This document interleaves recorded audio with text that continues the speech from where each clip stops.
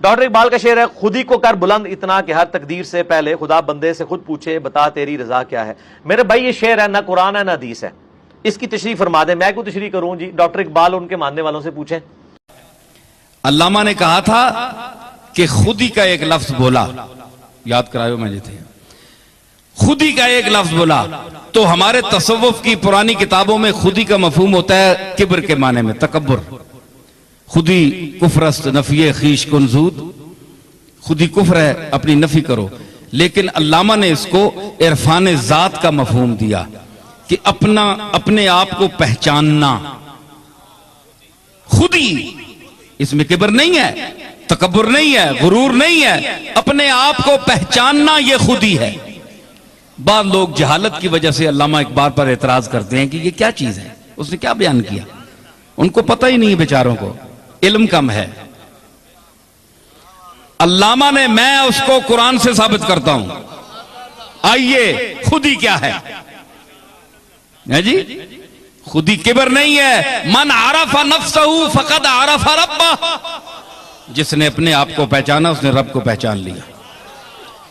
خود ہی کیا ہے کہ اپنے آپ کو پہچانو اور خاموش رہ کر اپنی ہر چیز، ان صلاتی و نسکی و محیای و مماتی للہ رب العالمین لا شریک لہ، اپنی ہر چیز کو اس کے سپرد کر دو، جس طرح ابراہیم علیہ السلام نے کیا۔ تو سپرد کر دو، اس کے بعد خاموش ہو جاؤ۔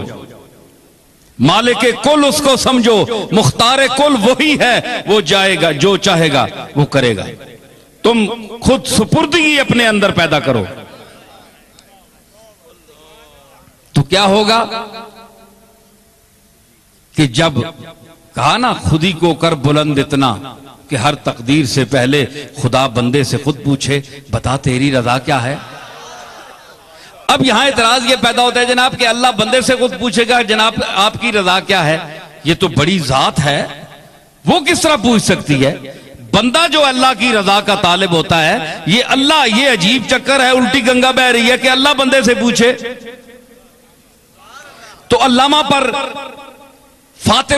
بعض فاتر العقل لوگوں نے جو عقل سے خالی تھے، علم کم تھا، انہوں نے اعتراض کر دیا۔ تو علامہ کی طرف سے میں جواب دیتا ہوں،